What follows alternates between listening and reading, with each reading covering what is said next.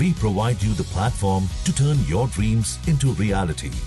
Give wings to your aspirations with KR Mangalam University. बड़ी खबर इस वक्त राजनीति से सामने आ रही है। यहाँ पर पवन खेड़ा को अब सुप्रीम कोर्ट से एक बड़ा झटका लगा है। उनकी जो ट्रांजिट जमानत थी उस पर अब रोक लगा दी गई है। तेलंगाना हाई कोर्ट के फैसले को यहाँ पर सुप्रीम कोर्ट ने पलटा है। पूरा मामला क्या है और हिमंता बिस्वा शर्मा और पवन खेड़ा ये जो मुद्दा है ये कहाँ तक पहुँचा, जो बहस है वो कहाँ तक पहुँची, इसकी ज़्यादा जानकारी के लिए हमारे साथ जुड़े हैं ऋतिक, उनसे जानेंगे। ऋतिक, यहाँ पर राजनीतिक गलियारों से एक बड़ी खबर निकलकर अब सामने आई कि पवन खेड़ा को सुप्रीम कोर्ट से बड़ा झटका लगा है। पवन खेड़ा इस वक्त सुर्खियों में बने हुए हैं, चर्चा में बने हुए हैं, तो आखिर अब जो नई खबर सामने आई है उसमें क्या कुछ है? देखिए, पवन खेड़ा जो कि कांग्रेस के एक फायर ब्रांड नेता है, इस वक्त एक मुश्किल दौर से गुजर रहे हैं। वजह यह है कि असम के इलेक्शन में जब वो असम जाते हैं, हिमंता बिस्वा शर्मा की पत्नी पर उन्होंने कुछ आरोप लगाए, जिसके बाद उन्होंने, उनकी जो पत्नी है हिमंता बिस्वा शर्मा, उन्होंने इन पर एफआईआर दर्ज की और उसके बाद कार्रवाई आगे बढ़ी। याद होगा आपको, चुनाव के वक्त जब प्रचार प्रसार चल रहे थे, इस वक्त तो असम में वोटिंग हो चुकी है, लेकिन जब चुनाव के प्रचार चल रहे थे उस वक्त हिमंता बिस्वा शर्मा ने बयान भी दिया था। उन्होंने कहा था कि पाताल में भी अगर पवन खेड़ा होंगे तो उनको हम वहाँ से निकाल कर लाएंगे और उनको जो सलाखों के पीछे करेंगे हम। अब जो ये लड़ाई है, अगर आप देखें, तेलंगाना हाई कोर्ट ने उनको जो अर्जी है वो उनकी स्वीकार की थी, उनको जमानत दी थी, बेल दिया था, लेकिन वक्त बदला है, पलटा है पूरा फैसला सुप्रीम कोर्ट में। अब एससी ने बहुत बड़ा झटका दिया है पवन खेड़ा को, और पवन खेड़ा की जो ट्रांजिट बेल थी उस पर रोक लगा दी गई है। देखिए, सबसे बड़ी बात यह है कि उनको ये बेल आखिर मिली किस चीज़ में? तो बेल मिली थी असम के सीएम की पत्नी पर आरोप वाले मामले में, उनको बेल मिल गई थी, लेकिन फिर सुप्रीम कोर्ट ने यह फैसला सुनाया और कहा कि नहीं, हम बेल जो है वो दे नहीं सकते, उस पर रोक लगा दी गई। अब जो है पवन खेड़ा को 3 हफ्ते में जवाब देने के लिए नोटिस भी जारी कर दिया गया। इस पूरे मामले में अगर हम देखें, सुप्रीम कोर्ट ने बुधवार को कांग्रेस नेता पवन खेड़ा को 1 हफ्ते की ट्रांजिट बेल पर जो दी गई थी उस पर रोक लगा दी है। यह बेल उन्हें असम के मुख्यमंत्री हिमंता बिस्वा शर्मा की पत्नी पर कथित तौर पर कई पासपोर्ट रखने का आरोप लगाने के मामले में दर्ज एफआईआर के सिलसिले में हुई थी। सुप्रीम कोर्ट के जस्टिस हैं जी.के. माहेश्वरी और जस्टिस अतुल एस. चांदुरकर, उनकी बेंच ने यह नोटिस जारी की है और 3 हफ्ते के अंदर खेड़ा से जवाब भी मांग लिया है। इसके साथ ही यह नोटिस असम की सरकार की उस याचिका पर जारी किया गया है जिसमें तेलंगाना की हाईकोर्ट ने पवन खेड़ा को दी गई ट्रांजिट बेल पर रोक लगाने की मांग की गई थी। हालांकि बेंच ने यह भी कहा कि अगर पवन खेड़ा असम में अग्रिम बेल के लिए आवेदन करना चाहते हैं, इस वक्त भी उनके लिए रास्ते खुले हैं, तो सुप्रीम कोर्ट का आज का आदेश उनके आड़े नहीं आएगा, जो कि सुप्रीम कोर्ट ने आज दिया है। अब इस पूरे मामले को अगर मैं आपको बताऊं, इसके पीछे की जो जड़ है वो चुनाव के समय ही शुरू होती है और ये लड़ाई अब जाकर एक मुहाने पर आकर खड़ी होगी जहां पर पवन खेड़ा मुश्किल में पड़ते दिख रहे हैं। तो जैसा कि अभी आपको मैंने बताया कि हाईकोर्ट की जो तेलंगाना हाईकोर्ट का जो ट्रांजिट बेल था उस पर सुप्रीम कोर्ट ने रोक लगाई। फिलहाल उनको बेल लेने के लिए रास्ता बता दिया गया, विकल्प बता दिए गए, लेकिन कहीं ना कहीं पवन खेड़ा के लिए मुश्किल तो है।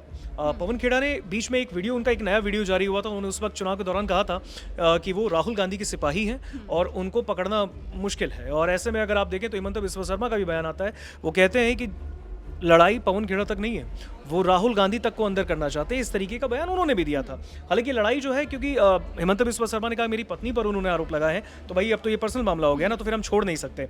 अब इस पूरे मामले पे अगर हम देखें, असम के सीएम हिमंता बिस्वा शर्मा, उनकी पत्नी रिंकी भुइयां शर्मा ने पवन खेड़ा के खिलाफ असम पुलिस में एफआईआर दर्ज कराई थी उस वक्त जब उन्होंने आरोप लगाए थे रिंकी भुइयां शर्मा पर। खेड़ा ने आरोप लगाया था कि रिंकी भुइयां के पास अलग अलग देशों के कई पासपोर्ट हैं। यहां से मामला शुरू होता है। सोनम, इस मामले में संभावित गिरफ्तारी से बचने के लिए पवन खेड़ा ने तेलंगाना हाईकोर्ट का दरवाजा उस वक्त खटखटाया और वहां से उन्हें 1 हफ्ते की राहत यानी ट्रांजिट अग्रिम बेल उनको मिल गई थी। अब जब सुप्रीम कोर्ट में आकर क्या हुआ वो जानते हैं कि बुधवार का वक्त, आज के दिन सुप्रीम कोर्ट में बहस में क्या क्या हुआ। देखिए, जस्टिस जे.के. माहेश्वरी और जस्टिस अतुल एस. चांदुरकर की सुप्रीम कोर्ट की बेंच ने असम सरकार की अपील पर सुनवाई की और हाईकोर्ट के आदेश पर सीधे तत्काल प्रभाव से रोक लगा दी।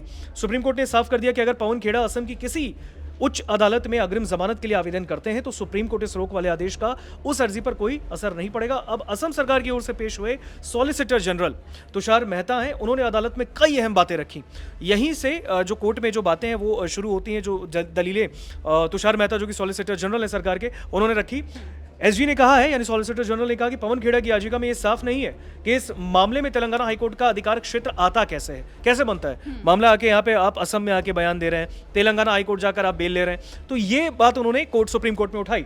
उन्होंने कहा कि हाईकोर्ट ने भी इस बात को नजरअंदाज कर दिया कि एफआईआर में दर्ज एक अपराध में ज्यादातर 10 साल की सजा का प्रावधान है। सुनवाई के दौरान पीठ को बताया गया कि पवन खेड़ा ने तेलंगाना हाईकोर्ट में याचिका दायर करने के लिए अपनी पत्नी का आधार कार्ड पेश किया था। यह बात उन्होंने रखी ताकि यह दिखाया जा सके कि वो तेलंगाना की निवासी हैं और इस आधार पर वहां के हाईकोर्ट का अधिकार क्षेत्र बनता है। यानी अगर कल को अगर पवन खेड़ा से पूछा जाता कि आपने गुवाहाटी में, असम में आके ये बयान दिया और आप जाके तेलंगाना में वहां पर आप ट्रांजिट बेल ले रहे हो, कैसे? तो उन्होंने दिखाया कि भाई हमारी पत्नी जो तेलंगाना की निवासी है, तो भाई इस क्षेत्र से हमारा अधिकार बनता है कि हम तेलंगाना हाईकोर्ट से आके बेल ले सकें।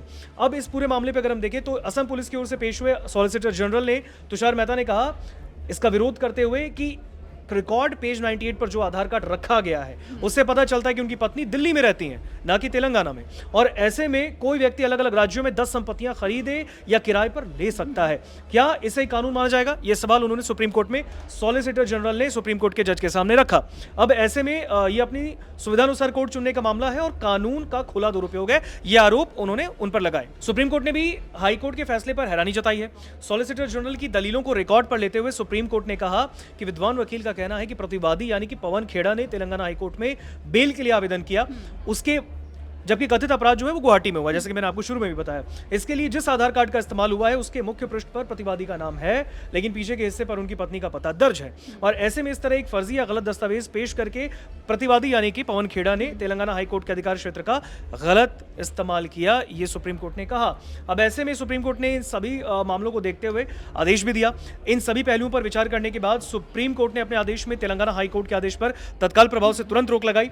अदालत ने मामले में नोटिस जारी कर 3 हफ्ते के भीतर पवन खेड़ा से जवाब भी मांगा है और कोर्ट ने साफ तौर पर स्पष्ट कर दिया कि पवन खेड़ा असम के उच्चतम अधिकार क्षेत्र वाले न्यायालय में अग्रिम जमानत के लिए आवेदन करते हैं तो सुप्रीम कोर्ट के इस स्टे आदेश का उस याचिका पर कोई प्रतिकूल प्रभाव नहीं पड़ेगा। अब ऐसे में असम पुलिस ने पवन खेड़ा के खिलाफ मानहानि, जालसाजी और आपराधिक साजिश का मामला दर्ज किया है। ये एफआईआर पवन खेड़ा के उन हालिया दावों के बाद दर्ज की गई जिसमें उन्होंने आरोप लगाया कि असम के सीएम की पत्नी रिनिकी भुइयां के पास कई विदेशी पासपोर्ट और विदेशों में अघोषित संपत्तियां हैं। 7 अप्रैल को असम पुलिस जो है वो पवन खेड़ा की तलाश में उनकी दिल्ली स्थित आवास पर पहुंचती है और ऐसे में वहां वो मिलते नहीं हैं।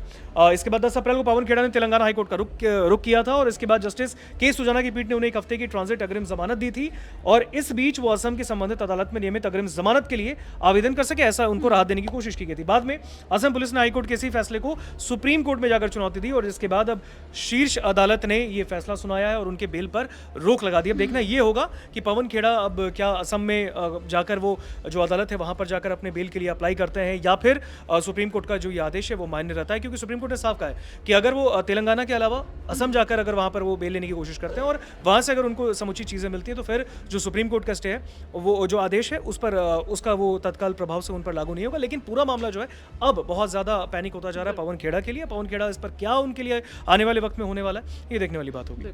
तो यहाँ पर आपने समझा कि अब पवन खेड़ा के लिए जो मुश्किलें हैं वो लगातार बढ़ती हुई नजर आ रही हैं। सुप्रीम कोर्ट ने पवन खेड़ा को एक बड़ा झटका दिया है। इस पूरे मामले पर आप क्या कुछ सोचते हैं, आपकी क्या राय है, हमें कमेंट बॉक्स में जरूर बताइएगा। बाकी देश और विदेश की तमाम खबरों के लिए आप देखते रहिए दैनिक जागरण। नमस्कार।